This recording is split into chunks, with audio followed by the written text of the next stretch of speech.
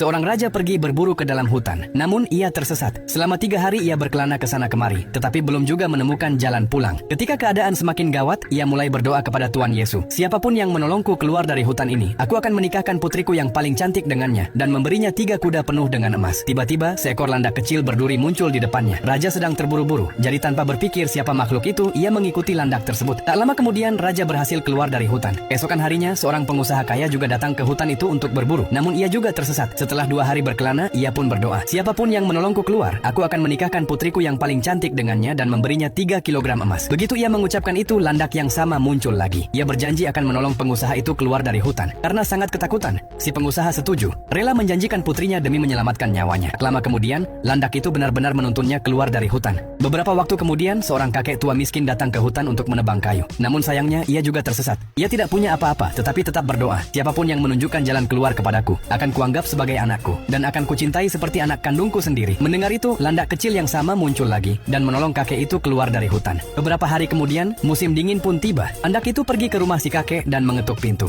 Saat kakek membuka pintu dan melihatnya, ia sangat senang. Istrinya pun menyiapkan tempat tidur hangat untuk landak itu, dan membiarkannya beristirahat. Keesokan harinya saat makan, landak berkata kepada si kakek bahwa ia membutuhkan ayam jantan hitam dan sebuah tali kekang kecil. Kakek pun menyiapkannya. Lalu landak itu memasangkan kekang ke ayam jantan itu, melompat ke punggungnya, dan mulai menungganginya seperti seorang penunggang kuda pemberani. Tak lama kemudian, ayam jantan hitam itu membawa landak tersebut ke rumah si pengusaha. Anjing milik pengusaha ketakutan melihat pemandangan aneh itu, dan langsung kabur masuk ke dalam rumah. Saat pengusaha melihat landak itu, ia kaget bukan main. Namun kini ia tak bisa mundur, karena janji sudah diucapkan. Ia memanggil ketiga putrinya dan menceritakan bahwa mereka harus menepati janji ayah mereka. Mendengar itu, ketiganya menangis, tapi landak memilih putri bungsu, lalu membawa 3 kilogram emas dan pergi. Dalam perjalanan, putri kecil itu menangis dan berkata, aku akan terus menangis sampai aku mati. Mendengar itu, landak merasa kasihan padanya, lalu mengembalikannya ke rumah ayahnya. Tetapi emas 3 kilo itu tetap ia bawa. Tak lama kemudian, musim dingin berlalu, dan landak itu kembali menaiki Black Hawk-nya menuju istana raja. Raja memanggil ketiga putrinya dan menceritakan kisah dari hutan. Putri sulung berkata, jika ayah memilih aku